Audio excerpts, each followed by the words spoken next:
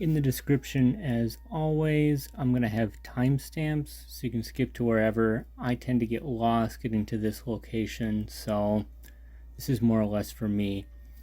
However, if you're not going to skip this section, I'm going to let you know I'm going to have a little viewer challenge to see if you can outperform me in the mini game that occurs in this DLC dungeon.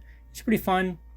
It's a classic. I won't say what it is until we get there. I'm not going to give you any spoilers, It is worth going to this area. There's some fantastic items. One of the weapons here has more damage or attack than the Sword of Lore, which is already pretty good.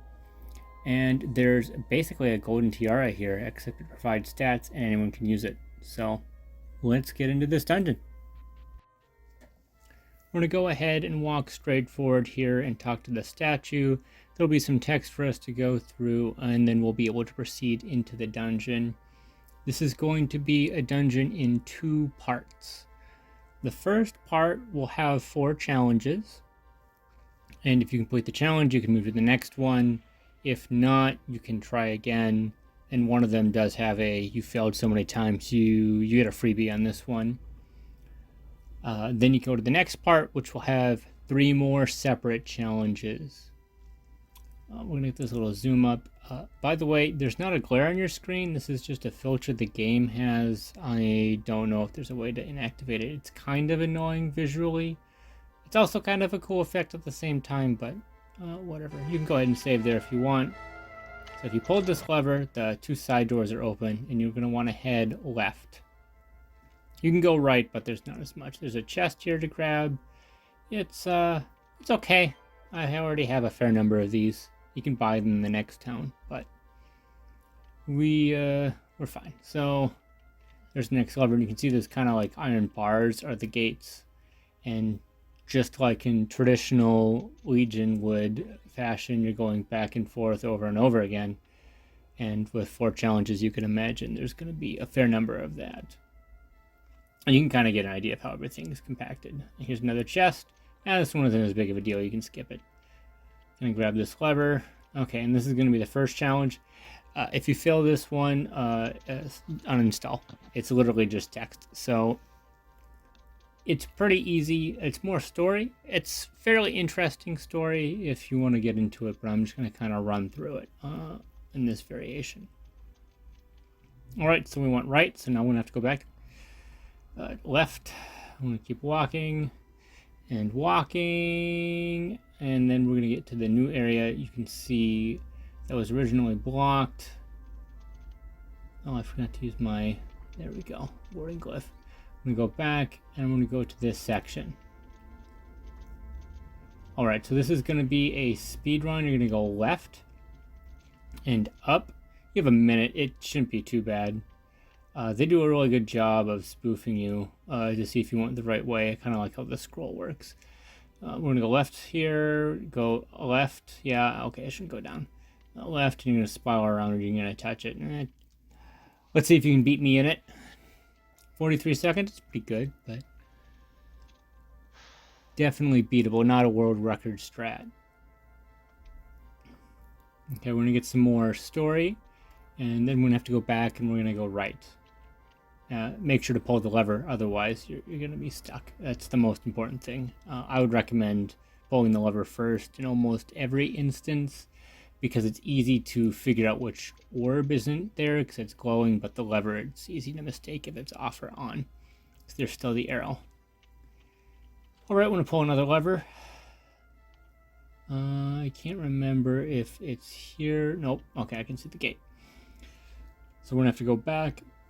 Normally when I do these, I do a pre-run through, but just a heads up, when I was editing this was an hour long, and I've cut it down significantly. So this one will take longer. All right, so you're going to want to equip here. You're going to be running into 3 mages. So first things first, no magic damage. All right, that's going to give us some magic damage, and that's going to cut all of it in half, and some of it's going to make us immune, and you're just going to have Xanthus, so make sure everything's up to date on his character sheet, and you have all your points spent. The Trial of Courage. Okay, so you can see there's the 3. They're going to do basically 2 elemental spells. Blue is going to be water or ice. red's the implosion or firebolt, and yellow is going to be wind or lightning. So we're immune to 3 of the 6 elements that occur. Now, we're still allowed to summon, so he gets to tank some, which is pretty nice. And he gets healed by the lightning spells, which is why I had him. I'm sure you can use the other ones that... there's the fire droplet, which I'm assuming would heal from the red mage, and the ice drop, or the frozen droplet from the blue mage. But this one works fine. He starts out level 26, so he's got good stats. He's fairly tanky. He uses Wind Missile. Sometimes they'll do a melee attack for whatever reason, so the blind is welcome. It's actually relevant, even though they're spellcasters. And because we're going with there we go, he healed. The lightning-based one, you'll just do the yellow one last. And that's the one that gets targeted last from the summons, so this is probably just the best one to do. Otherwise, you know, you can do whatever you want. I won't judge. You can see this immunity is kind of helping. The parries just stun locking them. We do have a fairly low agility, so it will go first. It might help for you to go first because you're doing a majority of the damage. Like if we would have hit there, he would have just died and we would have been able to move to the next target, which would have helped. But we're fine. Yeah, we can see we took half damage there from the elemental. We're only taking about 300 instead of the 700 that our summon took. So pretty fantastic. Quick thinking, sweet. Just means he'll heal us more. I believe Flare Storm also would have done no damage there based on the equipment we have.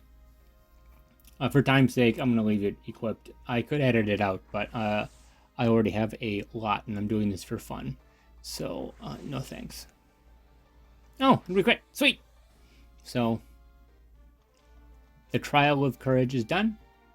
He leveled up to 27, so yeah, he was level 26, like I said. Unless I'm dumb and misremembering. Okay, and we pulled the lever, so that's good. And we're just going to have a little bit more text, and we're going to have the last challenge. I should probably heal up real quick. Oh. Also, because of how the combat worked, it just pulled Xanthus as the character, so obviously train him, but it reassigned it so that it's only him, and then the game's going to reassign him back into the party along with Lon because he's mandated to be there, and then it's going to pick the other 2 characters. Well, if you have 5, it won't work. So if you're using that glitch, then there you go. If you aren't aware of it, I kind of showed it there. I have a separate video talking about it, and if you get XP or not, and how to perform it. If not, you don't. By no means do you have to watch that. Just part of the guide. Okay, so we're going to go back, and this should be the final challenge, if I recall. So we're going to go back, and yep. Okay, so you touch the orb. And it's strategy. So you have to get 500 points. 1 row is 50 points. If you manage to get 2 rows, it's 200 points. I'm going to show here that if you get exactly 500, that... There we go, it's 50 points, yep. It will fail, even though it kind of says... It eludes that it's okay. Don't mind me, I'm just really bad at this game. Oh, okay, there we go. So, if you do fail this challenge too many times, that was 200 points, you will, it'll just auto-complete it for you. Which is pretty nice. Okay, so we're at 400, so we're almost there. So my little challenge for you, the viewer, is to see if you can beat me at all. So the pieces move fairly slow, but I don't think this is as many wide as a normal Tetris block is, or Tetris set. It just feels super weird. See if you can beat my hide score in the next one. I'm going to speed through it really quick. And let me know in the comments if you beat me or what your score was if you didn't. I bet you didn't think you'd be playing Tetris today and or watching Tetris for this little section of the guide. I kind of forgot about when I did this, but I'm speeding this up so that it's not too boring. I'm going to hit a fairly decent score here. Ooh, I'm getting kind of lucky. But for the next portion, you're going to want to make sure to heal. There is a boss. Fairly easy, although deceptively tanky. So you're not going to do a lot of damage, but doesn't have as much HP as some of the other fights that you've done before. Especially if you did the Tower of Hatred. If you can do that one, this one's going to be easy. Heck yeah. Alright, so I've made a few mistakes here, obviously. I seem to be able to fix them. Yeah, for the most part. Okay. And for the sake of the video, though, I will probably cut this down a little bit and not try hard fully, because this isn't what you're here for.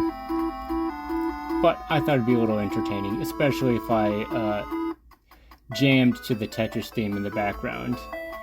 Do boo doo boo boo doo boo. Oh man, that was a bad clip. I'm gonna get how many more? What's the score to beat? Let's see if anyone can beat me. Okay, 2,500. That's the score to beat. Alright, so the trick here is you're gonna want to save beforehand because you don't want to redo all of this. Once you cross that kind of choke point, you will run into a boss. It's going to be another trial. It's the trial of willpower. It's just going to be another boss fight. It is resistant to all magic, not energy bomb because it doesn't have a specific type attached to it. It's just damage, which is what makes it so good. But if you do like try spell, and I'll probably show that that's what happens, it doesn't do a whole lot of damage. So you just want to do energy bomb if you're going to do that. It's also weak to dark, so that's a good spell to cast. It would be Malice, according to the spreadsheet I have. Otherwise, it's just going to be a generic boss fight. Do your standard prep. He does hurt a little bit, but I don't think it'll be too bad. I'm going to use Destiny's Bond because I haven't done it, and I kind of want to show what it does. Yeah, Serpentine's Rush, Toxify, Blind. It's going to be a big detriment to us. You can wear goggles. You don't take too much of a hit magic-wise. You did see me dual wield, which cast that ability twice. It does not stack. Also, I don't think I've ever mentioned this. When you dual wield and use an ability, you don't use twice the SP. You only use it once. So it's kind of like the Wendy's 2-for-1 special. So I think it's a good thing to do. Oh man, Demoralize. And I'm already casting Haze. So this is why I don't think agility matters that much, because I was already going to cast this. And if I went first, I would have to do it again because I'm getting a debuff. Well, I'm doing a 2-for-1 special again, which makes it super easy. Sleep, it's pretty great. So if they're immune to stun, or they're not going to get stunned very often because of the move I've been spamming, because it just stun locks bosses, he has an on-hit effect that puts him to sleep, and not all bosses are immune to sleep. So it's cheese. Cheese, grommet. Just pretend you're in Wisconsin. It's the best way to beat video games is with cheese. There we go. Energy Bomb. 1.5k. Sure Strike is going to do a lot of damage. I never tested Crush. Just never use it. I usually just hit him with basic attacks. Serpentine isn't going to be that big of a deal here. Yeah, 10,000 damage with our dual wielder. I've been dumping points into crit. It's got like a 1 in 5, 1 in 4 chance of critting every time that happens. So every other turn, I expect a crit for 8,000, which means every other turn she's doing 10,000 damage, minimum 4,000, 4 to 5,000. So You can expect 7,500 damage on average. They are a glass cannon though, so keep that in mind. So we're pretty much gonna. Oh no, you don't get any XP or gold, so you're not gonna rely on a level up. So healing, not a bad idea. These next areas are going to have combat if you don't use the rune stones. They are going to be the same mages as you did with the trial. So if you're trying to get all the beast book stuff, don't worry. Also, one of the side quests you do, if you get all the map items which I've shown their location, you get pretty much your book completed, minus like some of the end bosses. So it's like 90% clean. So if you've missed something like I have, it's not a huge deal. Okay, so I'm going to go back and I'm going to show this item. Pretty good item. Takes 2 hands. So keep that in mind. 120 attack damage, 2-handed. It's piercing. The Holy Strike is pretty nice. So if you're against undead or anything, that'll do extra damage. Although if you're against the variation of an angel, that's going to hinder you. But if you don't care about that, it's fine. And you can also use like double strike. You'll keep the AD stats you want. And on top of that, you get all the AD because you remove the Holy Strike portion of it. It just isn't factored in. Pretty nice if you ask me. So this is going to be another find the button, hit the button section. You don't have to start in the middle. I did. Just easier to walk there. Now don't go to the beginning portal. You're going to want to activate the orb. But even after you do that, you're going to want to go back. Specifically this one as well. Because it's a one-way gate. Once you're gone, you can't get this chest I'm showing. So you want to go back and hit the button that you unlocked by activating the orb. There's the other button by it, which will open up a new button, which will open up a new door. And you'll be able to get the Seraph's armor, which is really good, in my opinion. I think this is the only one you get. Could have edited that a little bit better, but whatever. Yeah, I was like, I want to grind and, you know, not do this section twice. I'll just edit it all out. That was a terrible decision. Never do that, ever. Okay, here's the armor. So compared to our platinum, or our titanium plate, 30 extra defense, and you can't get stat loss. So, that's good. Now we're going to go to the flame area. Same principle. These ones are worth grabbing. This reddish tint isn't a filter, by the way, and the bluish one wasn't. This is just in-game. I think they were experimenting with the different filters. So, you know, it's fun. I like screwing around and finding stuff. Okay, I wised up, and I'm starting to use some glyph words because holy cow. I'm going to go back.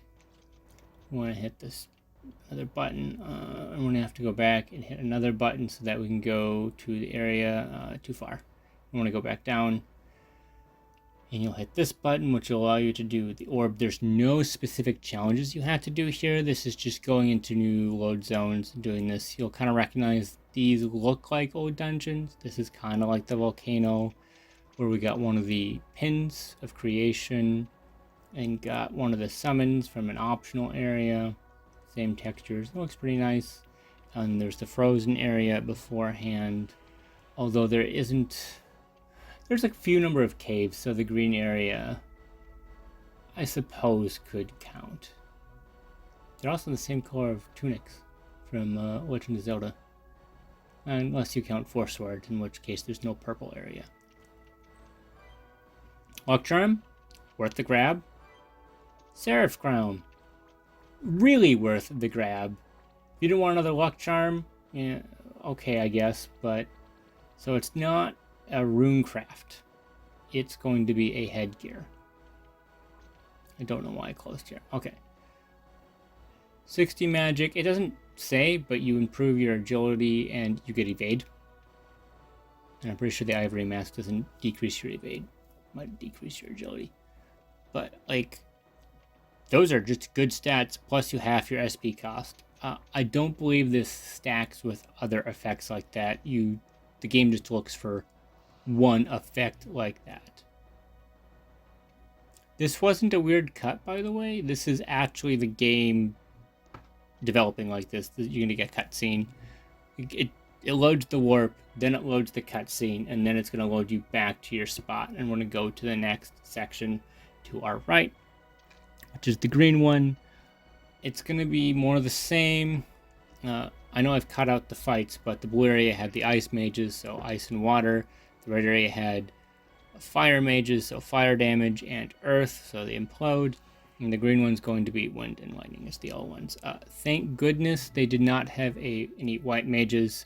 You'll notice from their uniforms that would not look particularly good. I'm quite glad they did not include that. So I'm saving just because you really don't want to redo these sections. You really don't. Here's the weird tinge of green.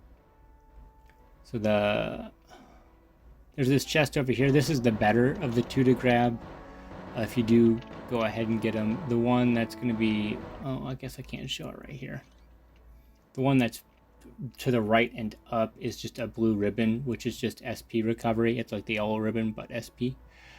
Yeah, I don't remember my way around here that well. There not being a door there should have been a clue for me. Blues clue. We just got a letter. Anyways. So we should be able to go over here now. Yeah. Go up. And we're going to hit this button. And then we're going to have to walk back because this is just classic Legionwood at its finest. More glyph wards. You're going to chew through a lot of them. I started with 99.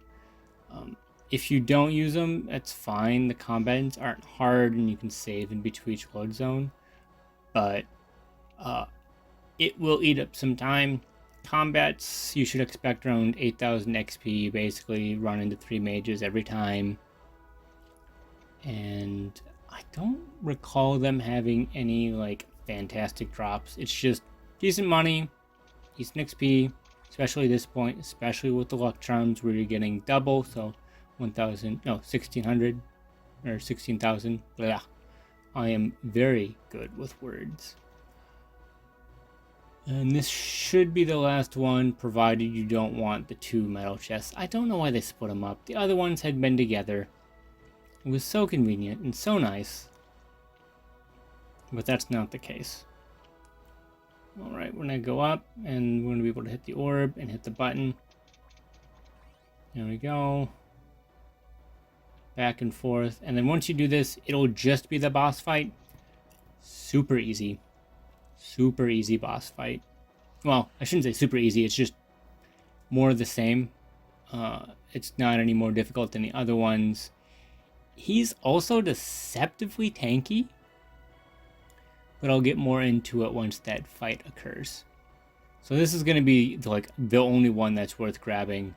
Sacred Mirrors. I have read, I've never tested it. I don't think I've even ever equipped one. Because I just kill everything dead fast. That it does stop the time slip effect. So it's worth the stat loss if that's true. Because if you buff your character and they die, you just wasted 2 turns of that character. Plus the action using to revive it, so that's 3 turns. So it's pretty good if that's true. If not, debatable. Debatable. This is the wrong way. I needed to go up. I'm being a dum-dum. But you're allowed to go save afterwards, which I would recommend. Man, 84. That's 15. 15 of these that I've used. And I just didn't use them for a few of the regions. Because I wanted to fight stuff. Alright, so you're going to just basically walk straight through that door. You're going to have to hit space. That's how I have it. It might actually be X for your variation. Same thing for the Tetris thing to rotate the pieces. The cutscenes here, they're well done. And the story for this section is fairly interesting. It's definitely worth looking into. So I would do this section on I also believe it's mandated, but even if it was optional, I would still recommend doing this. Not just for the items, but if you enjoy story, it's good. And you know, it's a decent dungeon. And it takes a lot of work to make stuff like this. So, I appreciate it when you get good stuff. Because it's easy to make garbage levels. Alright, so here's the big boss fight for the Purity Crystal. It looks like a save crystal, but it's not actually that.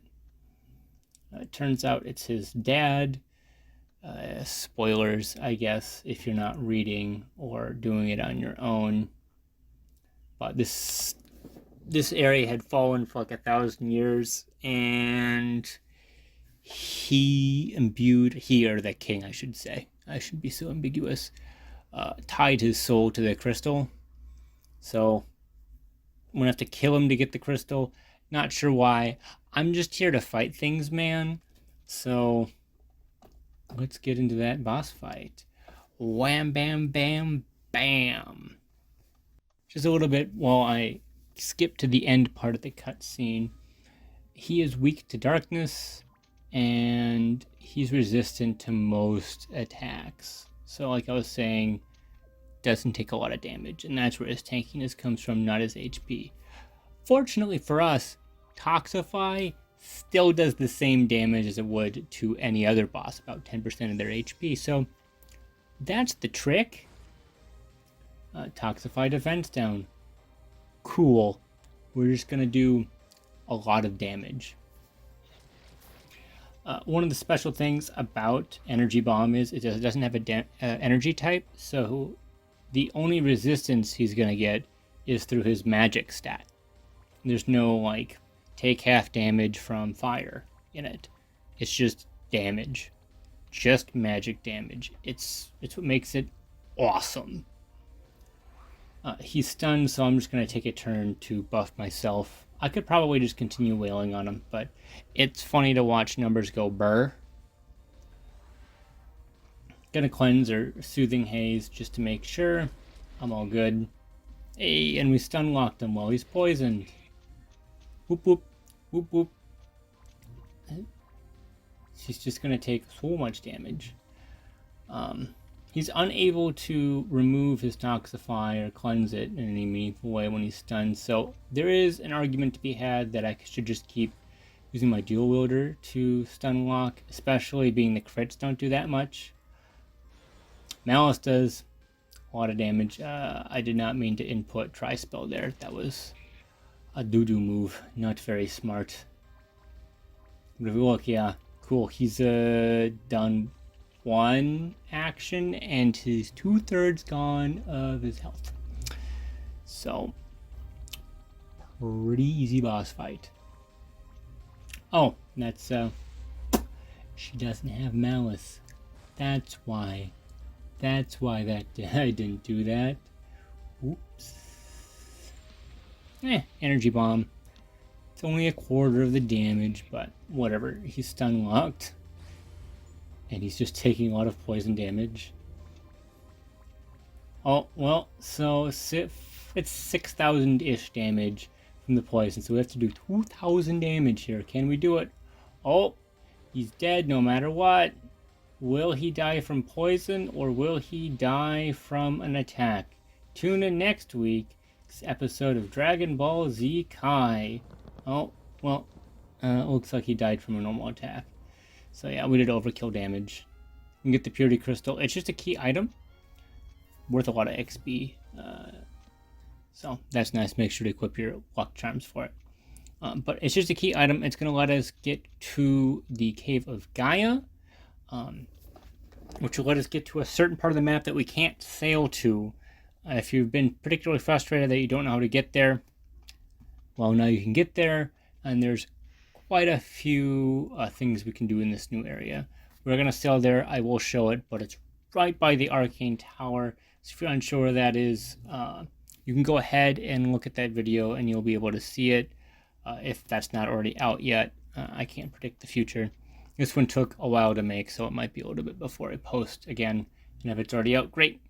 Go ahead and watch that if you need it. If you don't, by no means do you have to. This was a high effort video, or at least higher than the other ones. So any feedback on how this one went, we appreciated to see if there's things that were not helpful in this guide.